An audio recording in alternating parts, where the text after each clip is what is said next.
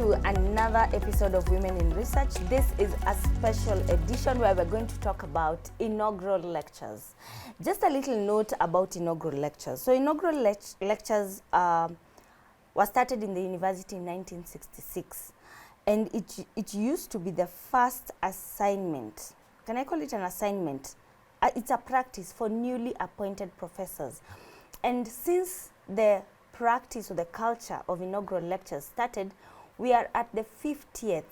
We have just surpassed the 50th inaugural lecture that was delivered by Professor Jane Ambuko. So we are here with Professor Ambuko to just slightly talk about, why it's important to uphold the culture of inaugural lectures and the importance and all that, just everything to do with inaugural lectures. Welcome, Professor Ambuko. Thank you. Yeah. So you can just, again, refresh us, fully now introduce yourself. And congratulations, Prof, for becoming a full professor. Thank you. Yeah. Yeah. Yeah, so happy to be here. Nekesa, thank you for inviting me yet again. And yes, so my name is Jane Ambuko, Professor of Horticulture at the University of Nairobi, Department of Plant Science and Crop Protection. I know the last time I had an interview with you, I was associate professor. Yeah. But in the academic world, people sometimes don't know the difference between associate professor and full prof. Yeah. So we are all both called prof, but of course, if you're in the academic system, you know the difference.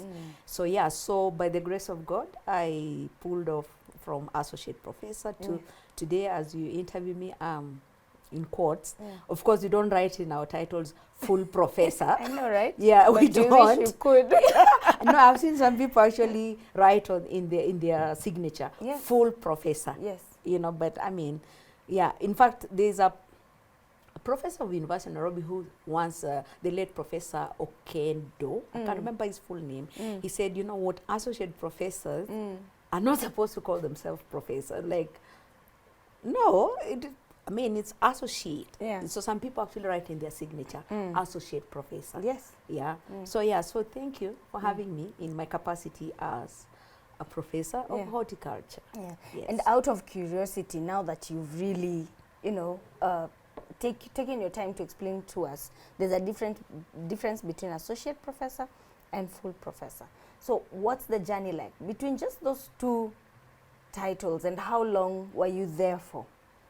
Right. So usually, because each university, globally or even locally, has criteria that you must meet for you to move from associate to full professor. So for us, we have at the University of Nairobi, of course, there's a minimum publication points that you need to have brought. There's a number of students you need to have supervised since your last promotion. Wow. PhD and masters. So and then of course at the University of Nairobi, there's the element of community engagement. You must show that since your last promotion, you've been working not just in class, but also with the sector. You also need to have brought money, and I know this is a big deal for some, because there's some faculties where they don't do, because I come from the applied sciences space in the Faculty of Agriculture. So we are in the business of doing research, and so we write grants and we bring money. So bringing money is part of the game for us, So that criteria is there for University of Nairobi. Bringing money to the university, because when you're going for the interview, you actually have to show how much money have you brought to the university. You must tick on all those for you to be shortlisted. I can imagine, I was just going to say, I can imagine that interview just like, I'm just bringing receipts. I brought this money. I've published this number. So how long was it, in your case, how long did you take to achieve this? So for me, I have to say, by the grace of God, it took 4 years. Wow. Yes, because I was promoted to associate professor in 2019, and then to full professor in 2024. Actually, that's when we start for the interview. But it took a bit of time, from the time of application to being shortlisted to doing the interview to getting the letter of appointment. So my letter of appointment to full professor came in October 2023. Oh, Yes. okay. Yeah. Okay. So October 2023. Is Remember when the you- associate was again in September, I think, Mm. 2019. 2019. So it is 4 years. Yeah. Yeah. So Oh. for me it is, I mean, sometimes takes long. Mm. So I thank God that it took a short time for Mm. us, that Yeah. by the time they were advertising, Mm. we had, because they advertised for another prof, but of course when it's advertised, you're free to apply. Everyone can apply. Yeah, so we applied, and by the grace of God, we were shortlisted, Yeah. and we did the interview, and by the grace of God again, we Yeah. passed the interview and got the job. Yeah. Yeah. So, Prof, we're here to talk about inaugural lectures, and it was interesting.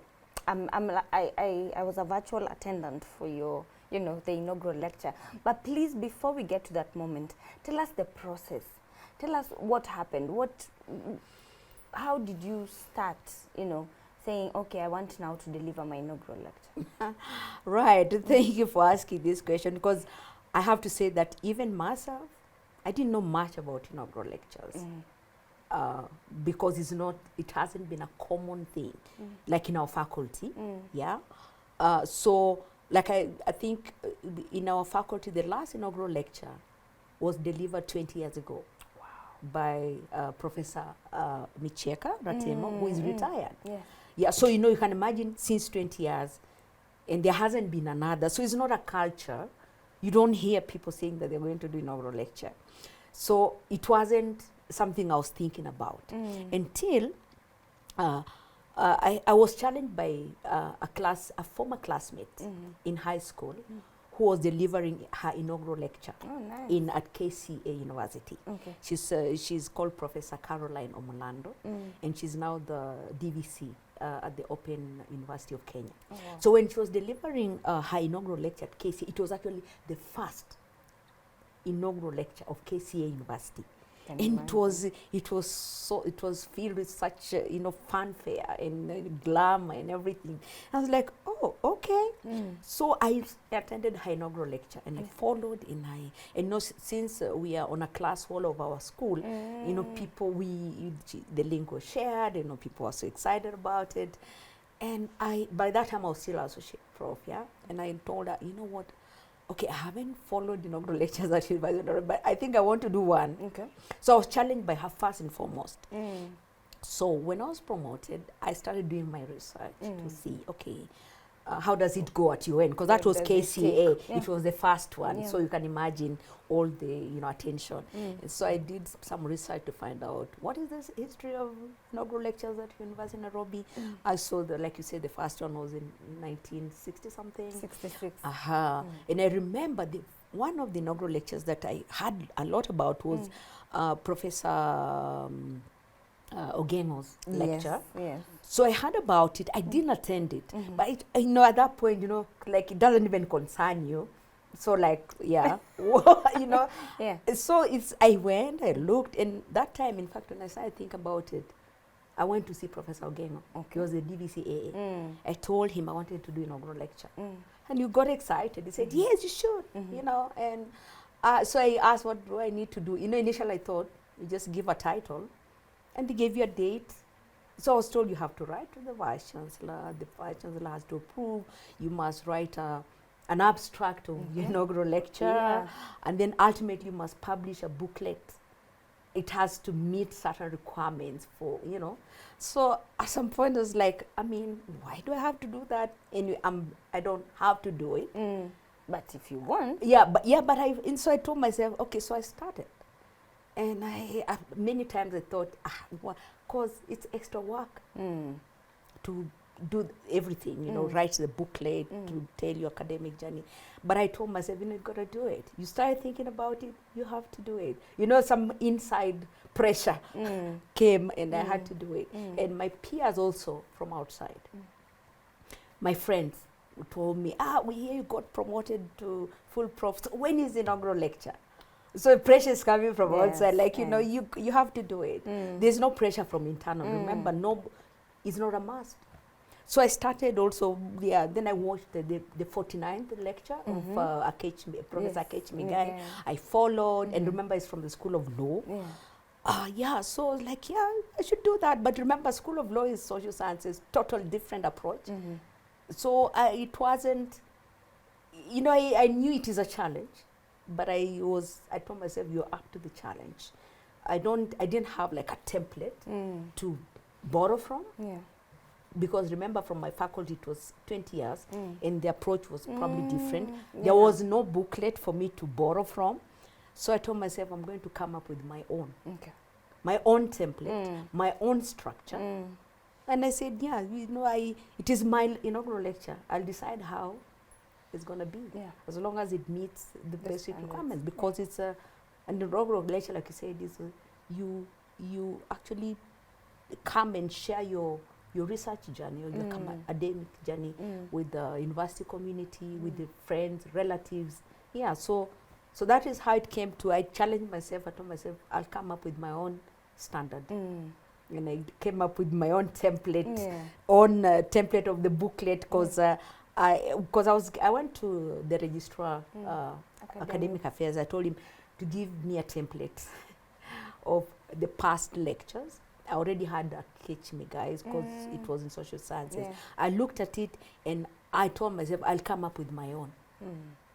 That speaks to my journey, the way I want to depict it to the world. So I came up with my own template, and so others can borrow, at least from our faculty, can borrow and make it better for themselves.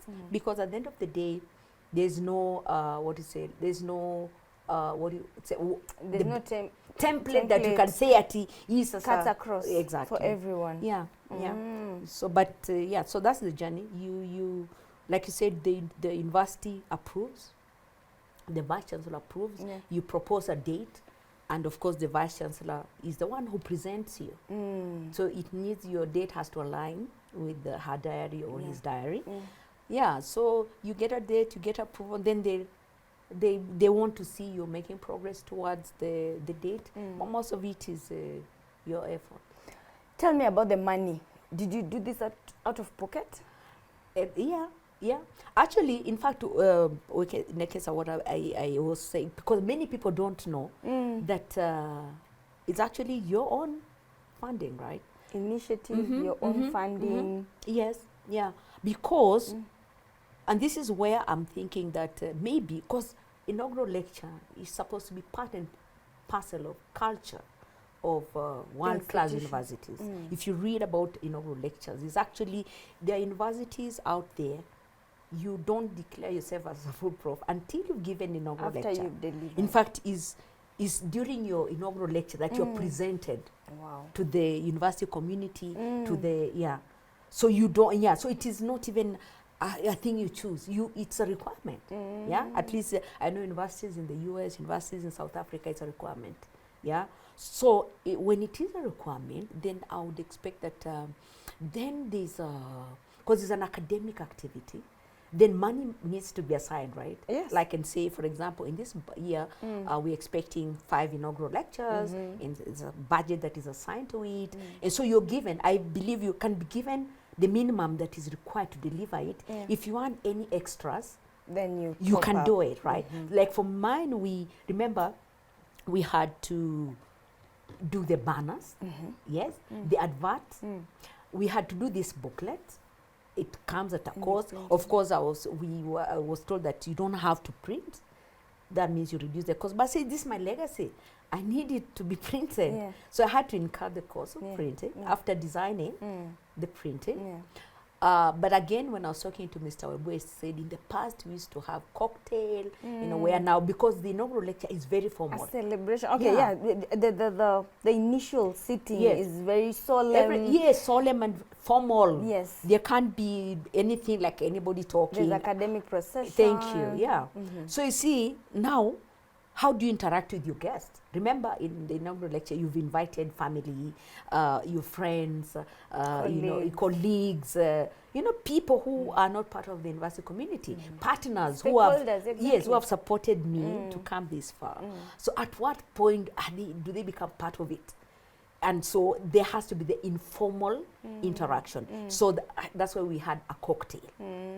So during the cocktail, at least now, you know, my family got to speak, my partners got to speak about how they've supported, you know, this, you know, that part. So you see, that's an extra that obviously the university may not necessarily fund. Yeah, but for me, I believe that so that people are encouraged, it should be a culture that is embedded in the system. Like, you know, inaugural lectures are not, is not an option. You become a prof, it's expected.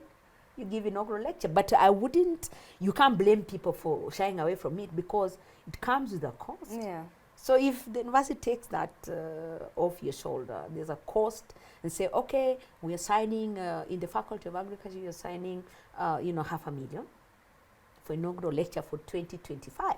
So money is there. If you want more, you top up, but at least there's a budget. Do you think when and if resources are made available, we would have more inaugural lectures? Because aside from the finances, the story, there's work. Yes. So two things. Here's my thinking, that you see, even if you have money in Nekesa, you must have a story that adds up. Yeah, because Adds up. that adds up. Because I'm not trying to brag that, because so I became a professor of horticulture. What has been my journey? What have I been doing? Because of course, like I said, for you to be promoted, you need to have the publication points, you need to have the supervision or whatever. But what has that, you know, what impact has that had? So what is your focus? Research, for example. You know, for the last talk we had with you, you already knew my work. Yes. My work is on food loss and waste reduction. My research is about that. So you see, if I start to tell my story of how, you know, what I've been doing in the years that add up to being now a professor of horticulture, my work is about food loss and waste reduction. You know, the research I've done, the students I've supervised, the papers I've published speak to that subject. So it wasn't hard for me to even come up with a topic for my, so you And can to remember read the your book the and to- to yeah, write about your journey. Yeah, so you see, the topic of my inaugural lecture was from the lab to the land. That is, the lab is the research I've been doing. To the land is to the people who are beneficiaries of my research. And what is it that we've been doing in the lab? Solutions for food loss and waste reduction for the people, for the planet. You see, that if the work that we've been doing is about food loss and waste reduction. So we do the research part, but also we do the community engagement part. And just for the record, when I even chose the date for my inaugural lecture, it was very strategic. Because during that week is the week we were celebrating the International Day of Awareness on food loss and waste reduction.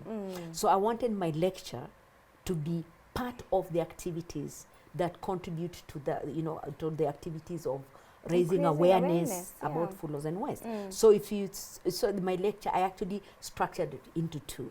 The first part of the lecture was actually advocacy, to tell people about the problem of food loss and waste, and a call to action, for consumer, because everybody in that room is a consumer. So what can you do as an individual to contribute to the, you know, this problem, addressing the problem of food loss and waste? So I actually showed people how we are even contributing to the problem and how they can actually help to address the problem. So the first part of my lecture was advocacy, which fed into the activities of the International Day of Awareness of Food Loss and Waste Reduction 2024.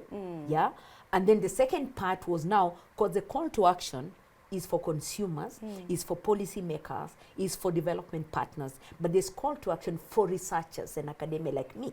So the second part of my lecture was now responding to the call to action. What have I been doing about the problem? So that's when the second part was about solutions. What have we done so far to address the problem? So that's how I was saying, you know, apart from the money, you must also have a story that adds up. So sometimes, you know, we say, sometimes you say, as you're aspiring to be a full prof, you collect points, because you need points, right? So you collect points here, points there, points here and there, but do they add up to something that you can talk about as your journey to research. So it is, I think I'm just saying that, and this is what I was challenging my colleagues who are behind. Yeah. Because after the lecture, people are saying, I also want to do inaugural lecture. You know, yes, I read now, I will do inaugural lecture. And I say, okay, so if you're now, let's say a lecturer or senior lecturer, start writing your story. So that when you come to do your inaugural, you have a storyline that adds up and says, especially, you know, those who are in social sciences is probably different. But for us who are in the applied sciences, you know, whether it's medical, food, or engineering, you see, you can come up with a story. What is this research issue? What is this societal problem that you think you're contributing to? All as you climb your academic journey, you're also contributing to a real issue affecting people, because that's what you're talking about in our vision. Yeah. So after the inaugural lecture, now you went into the preparation, you put in your money, you put in the time, you put in the work, and you had a successful day. I want to call it a very successful day. So in terms of publicity, visibility, even you as a prof, has there been fruits? Has anyone reached out and said, hey, prof, that was it? Maybe not someone from internal. External, yeah. So, you know, before, I noted in the previous inaugural lecture, you also invite influential people. Yes. Who then they, you know, showcase your work to, and they can see, yeah, that person, I think can be, you know, helpful or help drive this agenda. So, like you said, you know, for me, the university, of course, raised the profile for me. We've shared, I mean, the people have reached out to me about the work that we do, you know, partners who, you know, because they said when you do the inaugural lecture, you showcase your work not just to the university community, but also to other people. Yeah. So you see, people now have reached out to me. It's organizations who want to not piggyback, but build on the work that you're doing. They know we've been working on solutions. Yeah, especially cold storage solutions, because we have a whole hub for training, you know, demonstrating the technologies. We've had people who've come now, okay, to see these things I was talking about. Where are they? Where are they? Like really exactly, on the ground. yes, so that it's not just hot air, but they're real things that you can put a finger on. So I'm happy to say that we are now, I have expanded my territory. Wow. To reach out to partners that we are now working with, development partners who are now looking at how do we scale, you know, scaling the solutions you talked about, especially the cold storage solutions, because that has been a big part of my research, innovative cooling solutions, and value addition to horticultural produce to reduce food loss and waste. Of course, there's our usual work on community engagement, raising awareness about the problem. So we are now, I have to say that what is I'm a go-to person. Imagine. You're an authority on yes, these issues, on the these subject. matters. Yes, so people come to me asking, like, we want to do this. Can you, you know, input for us, you know, on this? So yes, it's like I now have to say no sometimes to invitations to give talks on this, and so it's sometimes, you know, remember commanded. Yeah. My commandant is in class. Yeah. So sometimes the speaking engagements to just talk, to raise awareness is a lot. Yeah, because we said we are the authority. So people, we want you to speak in these activities and events. But for me, I needed to go beyond. Like I said, you know, so we were done. We have these solutions. Now we need partners who will come to scale. These solutions that we are talking about, can we find, can partners more than speaking engagement or partnering, you know, on the other big, we need big money. Let's help to the scale farmers. the innovative solutions which are there, because we've proven them, they are there. So for me, the big break is not visibility. The big break is money to scale. Engagement. Yeah, engagement. We call it conversions now. Engagement. Yes, exactly. From now talking to actually yes, doing. yeah. I know we are working with a lot of partners currently, doing a lot of things with the organizations like FAO, the World Resource Institute, USAID. We are working on things, but we need big things. We want this. So me personally, if you ask me, I want to see these things impacting the communities, whether they're farmers or traders in between. That is where, I mean, that is the what will give me joy to know that beyond visibility and all these things, impact on the ground. I know you and I were speaking before the cameras started, before we started recording, and we were asking ourselves, so how many full professors do we have vis-a-vis how many inaugural lectures has the university officially had, right? Yes. And maybe just to, between me and you, we are thinking, what could be some of the challenges that we are not documenting enough, or we are not telling our stories enough, even from our own, you know, as professors. Let me talk as, assume I'm a full professor now seated here. Let me look as a full professor. What is the reason why I could be sitting on my story? Is it because I'm in Kenya, in Africa? Is it because... Yeah, you know, some people just, you know, not all of us are outgoing. Okay. Yes, we have professors who, we have very serious professors at the University of Nairobi. I can't count. I know we have, I was checking the website, and so we have 450 professors, but I don't know if that is full like or associated altogether. Yeah. But so we have many professors that have done serious, big things. But you see, not everybody is outgoing and wants to talk about, because remember I said it's not a requirement. But I think, for me, I think it's good that people can come out and showcase their work, because there's a lot of great stuff people are doing or have done in their journey to professorship. But they are unsung heroes. You get what I mean? They are unsung heroes. Okay, maybe some of us talk too much. Yet, yeah. But I just think it is good that people can, not only for an inaugural lecture. Of course, inaugural lecture is an opportunity that is granted. Okay. The university will give it to you if you want, right?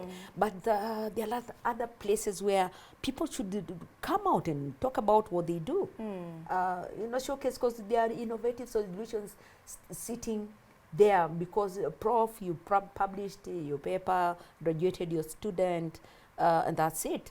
It can't be, that's it. I know for some time, and there's this narrative that has been said that our achievements as either African scholars or researchers, they're documented elsewhere. Yeah. Someone else is documenting our achievements. Someone else is documenting our research solutions. Someone else is even implementing the research solutions. Because we wrote, we finished, we put aside, we've moved on to the next goal, next big thing. So maybe it's also a challenge to us to come back and tell our stories. That is one of the reasons why we even started Women in Research, because we felt like even women here at the university, they're doing a lot, but who's telling their stories? Other people. Yeah, telling. You find other people have come to you, have talked to you about your journey, but here we are used to it. We are used to it, so no common. In fact, somebody, there's a friend of mine. I know, you know, I don't know if you've done her story. Professor Sheila Okoth. You know, you see, some people are big names out there. You know, because of the work they have done. They are out there. You know, you mentioned the name, and somebody say, "Ah, yes, of course, we know that." But in here, either we've just taken for granted. Okay, either our institutions or our country takes the researchers or the work for granted. But our people out there are seeing, and they're the ones spotlighting you out there. Yeah, you know, there's that Bible verse that says that the prophet has no honor in their own home. Yeah, true. Their own home. You're more celebrated outside. You're more celebrated outside than home. But maybe it's because we also haven't told our story for people to know that, okay, yeah, I told you that for myself, I'm not waiting for anybody to call me a food loss and waste champion. I told you I'm a self-declared food loss and waste champion. So I'm not waiting for someone to crown me the champion. No, because I have a passion for it. Yeah. I work around the subject, Yeah. and if you invite me, I don't need to prepare, because I can talk about the subject from a point not of theory but practice, because I'm in that space. Yeah. There's a question that came to my mind. There's a moment in time, or there's a moment in your life where you know imefanyika, imeenda. I know we like using the word imeenda. So when did you know? For you, when was that moment and you were like, there you go, imeenda, I am here, whether or not mnanitaka nimeshafika? Okay, well, have I gotten there? I don't know. But I told myself, sometimes you try to, I always say people, see, I think with the work I have done, or my journey in this space, I don't need to prove anything to anyone. So I believe not that there's a particular point, but I think I remember the time when I was still a senior lecturer, and of course we are still trying to, of course I still was interested in the subject of follows and waste. But after that, so I was senior lecturer in 2014. I think that's when I was promoted to senior lecturer. So in between 2014, I was working. By 2019, when one time, 2017 actually, not 2019, 2017, when I was challenged by global partners to organize the first All Africa Post-Harvest Congress. Oh no. I was like, why me? And they said, these are, I was not even challenged by local people from Post-Harvest Education Foundation, people from the World Food They told me, Jane, you're the one who's going to organize the first All Africa. I was like, what? That was my first biggest assignment. And I was a senior lecturer. And I knew I needed to prove something. You get what I mean? It was do or die. I remember when we delivered that conference at Safari Park in 2017. I told myself, my God, if I could deliver that conference, I can do anything. Yeah, because I didn't have money. You know, I was given a task and no budget. I had to form a team. I had to resource mobilize. I had to come up with the way you come up with the conference. Concept, the whole everything, thing. Yes. invitation. And then, and identify speakers and, the venue.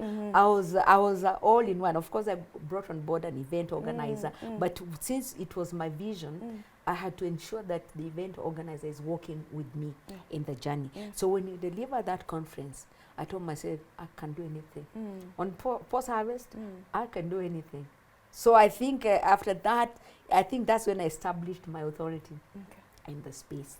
I remember when we delivered that conference, because it was officiated by the Minister of Agriculture, and because I had gone to his office many times to look for money, and there was no money from government. But we invited me, so what we had staged, and that time the Vice Chancellor was Professor Mbithi, and they said, we need a standing ovation for Jane. Wow. And I was like, oh God, I almost cried, the standing ovation. And I told myself, I think after that, I got a lot of grant money. Wow. I got a lot of, all these. I was a celeb for that period. Time, I was like, everybody wanted to hear to interview me and all this. And I said, I think if I had no doubt, now that is it. So in between, it was just, funds coming from partners and doing research, supervision. And so, like I said, let me tell you, in the university, you can struggle, to get ahead. But if you are working well, and I'm not trying to say that others, things just happen. I remember it took 4 years for me to move from associate to full prof. I met the requirements before the time, you get, because I'm actively involved in research, community engagement, publication. So so I'm thinking if you get your niche and sit in it properly, because everybody has a niche. Everybody has a niche. If you're in the academia, there's a niche. A place where you're comfortable, this is what you're passionate about. You just roll with it. It's interesting that you say that. There's a statement we like using amongst my friends, the ones we are very close. We like saying, lazima utumike before now that day when things start getting back to you. Because like whoever threw that conference to you, You could have chosen to be bitter. You could have chosen to look at giving me this whole big responsibility without budget. You could have chosen to look at it as the donkey. I'm the donkey, so I have to deliver. And you could have chosen a, you know, perspective to how you received it and how you ran with it. And like you're saying, you became a celeb after that. You take the challenge. So, Prof, for those who didn't listen or watch, we want them to listen and or go and watch after this. Yes. Maybe just a few, in terms of solutions, a few things that you highlighted, because I remember the talk wasn't so long, but it was a lot that you had to say in very few minutes. Yes. So what are some of the solutions that you announced, that you gave, that are, you know, on your fingertips that you remember? Right. So like I said, the academic, the second part of the inaugural lecture, we looked at the solutions and we categorized them into three. There's capacity building, and then there's research into innovative solutions, and then there's community engagement or outreach. Yeah. So in terms of capacity building, I highlighted the students I have supervised. I've supervised over 50 master students doing something related to post-harvest. I've supervised to completion, that is. Almost, I think, to completion 8 PhDs. And then we have others ongoing at different levels. So that is capacity building. And what were these masters and PhDs doing? Now the research part. We have looked at innovative solutions for cold storage. Yeah. So we've we've been at the forefront of promoting cold storage solutions, which are, some are on the grid, like the Coolbot cold storage, which was our very first innovation that we took to farmers. We have promoted evaporative cooling technologies. Today in Kenya, you can't talk about evaporative cooling without looking for us, our team, because we came from the original charcoal cooler, original zero energy brick cooler, and we have improved them to now modernized or improved evaporative cooling technologies for the charcoal cooler, for the zero energy brick cooler. So those are innovations. Even we've registered them with the team, my team from engineering. We've registered them as improved models of the charcoal cooler and zero energy brick cooler. Plus the newest one, which we did a resized zero energy brick cooler, which is a like brand new innovation, which we did, like as I said, for the graduate students that we graduate, there's a thesis, but there's an innovation, an output out of it, which is a part of the demo that we have there. So we've done that is evaporative cooling technologies, but we've also been doing adaptive research for other technologies for extending shelf life of produce. We also documented some of those. We work with industry partners who have innovative solutions. We do adaptive research and come up with parameters that if you're using a certain technology, these are the parameters that you need to use to get the best results. Then we, of course, we come up with innovative products from fruits and vegetables. That is value addition. So again, we've come up with all kinds of products. Yeah, I know if the last talk we had, I told you about the like for mango, we've developed up to 13 products from mango. You did value Yes. addition, So those products, the product is there, but there's a thesis, a paper that documents how to best develop that product. Yeah. So that is what you talk about from the lab. So from the lab, we optimize, we come up with the solution, and then we come to the land. So who can use this solution to address the problem of frozen waste? Yeah. So that is the research part. So the technologies for cold storage, innovative products from fruits and vegetables, but then the community engagement part, which is the third level of engagement in my journey, is we said that, remember I said my first aha moment was delivering the first All Africa Post-Harvest Congress. Yes. But we see we've continued that legacy, of the Post-Harvest Congress. Okay. Now, I highlighted in the lecture that it's now an AU event. Wow. They took over, but I still serve as the technical chair. As a matter of fact, we have started planning the 5th All Africa Post-Harvest Congress, which is going to take place this year in September. So I'm again at that level of engaging with the broader community. Plus, of course, we are familiar with the International Day of Awareness, which I still continue to Wow. mobilize locally, plus our community engagement. Because right now, for me, I'm more keen on the community engagement part. So we have all these the technologies that I've said, the charcoal cooler, the brick cooler, the cool board, and these products. We are right in the field with the farmers. We have, remember our first big outreach program was in Karuruma, the project that was sponsored by Rockefeller Foundation. Yeah. But now we've gone beyond. Yeah, just last week we are now moved to other counties, and I'm reaching out to counties, government, to work with us in University of Nairobi, because we have solutions. If you're talking issue of food loss and waste reduction, value addition and all that, whether it's fruit and vegetables, we have all you need. Wow. Yeah. So last week I was in Makueni, in Machakos County, working with GAIN, Global Alliance for Improved Nutrition. They're launching a big cold room there. Okay. And we are supposed to partner with them to generate evidence of the impact of that installation. Yeah. We are working in Kisumu with FAO. We've installed for them a charcoal cooler. They are to Wow. aggregate vegetables for Nairobi market. Remember, we launched the aggregation hub at Kabete campus. We now want to ensure that we link that hub to farmers so that they bring produce there, because market is a big deal in horticulture. That's why we lose a lot of food, because farmers say they don't have market. We want to bridge that gap by creating the link to urban market. So we have all these aggregation in the farm level using our cold storage technologies, but then when they have been aggregated, we want them to be linked to the market so that they're making money, they're reducing losses, and we're having They're selling throughout. the desired impact. You see, that for me, I want now to, beyond the inaugural lecture, I now want to document that impact on communities, on farmers, on traders. That is now my big thing. That's why I'm like, you know what, I don't want to be talking in conferences. I've done enough of that. You still want to Yes, see I want impact now, I don't want, I want, touch lives. yes, I want to say, when I go to a community in Kakamega, they say, this charcoal cooler, it was built by my team, University of Nairobi, and now we are aggregating, we are selling. Now we are making more money than before. You see, that's what I want to see. Yeah. Beyond the lectures and the conferences, I now want, like I said, I mean, we are so done. I'm done with the papers. Yeah. When I was interviewed for my professor, you see, because the council chair is the chair of that panel, he asked me, okay, now you still have, now we're retiring at 74 years.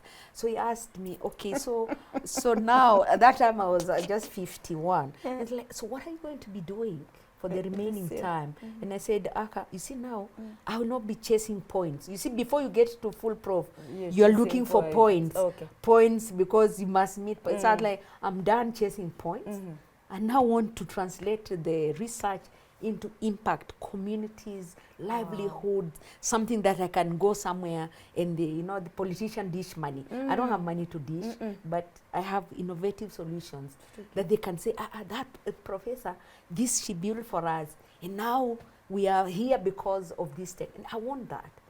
I want that kind of impact. It's beautiful to listen to you and the energy and the passion that you have about this. I wish there were, 5 of you. But thank you, because you're showing us the impact that we have every day. We talk about it, and then we come back and doubt ourselves because we focus on this, the face-to-face everyday problems. But it's good to have a professor like you who has epitomized our mission and vision, that we are touching lives and we are transforming society every day. Bottom Is line, there yes. anything that we are forgetting, Prof? Is there a parting shot that you would like to have? Yeah, because we were talking about inaugural lectures. I mean, for me, I just we need to make this a culture that showcases the work of, because to get to professorship is a journey. And that journey, on that story, needs to be told. Yeah. So that, like now when I was doing my inaugural lecture, my dad was in attendance. So My beautiful. sibling, they know I'm a pro, but they don't really know what I do. But during that lecture, they get to know. Yeah. Your friends, Yeah. they get to know what you do. So I Yeah. think we should make it a culture in the university where, people can actually tell the story of their journey to professorship, because you don't just land in that docket. There's work that has gone to it. What is it? So I think people, for me, I just want to encourage those who are still aspiring to full professorship, you know, start curating your story. In purpose to tell that story. In inaugural lecture, showcase your work, because not everybody, but they who works in the university ends up as a full prof. So since you made it, tell the story, and that story shouldn't just be publications and what it should be a story of impact to community. Because at the end of the day, like I said in the last interview you had, we have to go beyond citation scores and in the H index and everything. You have to, there has to be impact. That's what I was talking, from the lab to the land. Your impact, but also let people know what you've been doing. I think it is it's good. Which we need to make that culture vibrant in the university. It's not there. It's not a must. But how about we make it a requirement? Okay, I know some professor will beat me for saying that. I know. But I'm thinking we should make it a culture, because University of Nairobi is a world-class university. And if you read about inaugural lecture, it's a culture of world-class university. So if we are world-class, it should be part of our culture, isn't it? So this is us challenging ourselves. If you're a professor out there, you're a researcher, you would like to, you know, start doing it, start documenting your journey, start aspiring to deliver your inaugural lecture. I'm privileged to have witnessed, since Professor Ogengo, I don't think I've missed any inaugural lecture after that. And I just admire the solemnity. I just admire the whole, you know, we are listening to what you have to say, because according to us, you're giving us new knowledge, you're giving us knowledge that is going to change our lives. And I know the apprehension, the way we listen to you as you're talking, as you know, and for us, now that I'm in communication, I always try to see, can the common mwananchi understand what this prof is saying? So that is, for me, our win. All of us, our win. Thank you so much for watching. Please do not hesitate. If you would like to tell your story, if you're a researcher, you'd like to reach out, you'd like to share your story, please write to us, unctbke@uobi.ac.ke. Thank you so much for watching, and have a good one.